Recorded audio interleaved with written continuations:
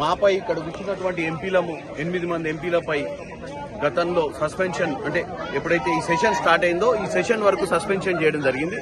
Suspension కి కారణం కూడా దేశ ప్రజలు ఆ రోజు తెలుసు. ఎందుకంటే రాహుల్ గాంధీ గారిని మాట్లాడనీయకుండా ప్రెసిడెన్షియల్ స్పీచ్ మీద ఆయన మైక్ కట్ చేయడం వల్లనే మేము స్పీకర్ దగ్గరికి పోవడం జరిగింది.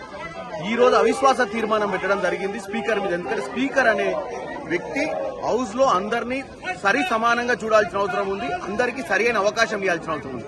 కానీ స్పీకర్ పక్షపాతి బుద్ధితో పనిచేస్తున్నట్టు వాళ్ళ అధిష్టానం అంటే ప్రధానమంత్రి అమిత్ షా, కిరణ్ రిజిజు గారి చెప్పినట్టే పనిచేస్తూ వారి సభ్యులకే ఎక్కువ అవకాశం ఇస్తూ మా సైడ్ నుంచి ఏ ప్రతిపక్ష నాయకుడు గాని ఏ పార్టీకి సంబంధించిన నాయకుడు మాట్లాడినా గానీ అవతల వాళ్ళ చేత డిస్టర్బ్ చేసి ప్రజలకు సందేశం అందకుండా చేసే ప్రయత్నం చేస్తున్నారు.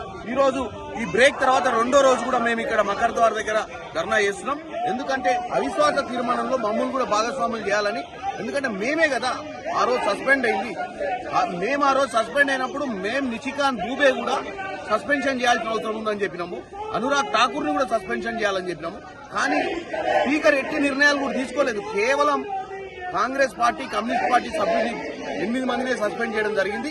కాబట్టి ఆ రోజు ఇంకొక విషయం ఏంటంటే మహిళా సభ్యులు ప్రధానమంత్రిని అటాక్ చేస్తారు అని చెప్పి, దాడి చేస్తారని చెప్పి ఆయన మాట్లాడటం విడ్డూరంగా ఉంది. ఒక స్పీకర్ పదవిలో ఉండి ఒక స్పోక్స్ పర్సన్ పదవి చేస్తున్నట్టుగా కనపడుతుంది. కాబట్టి మా యొక్క ధర్నా ఇంకా కంటిన్యూ అవుతుంది.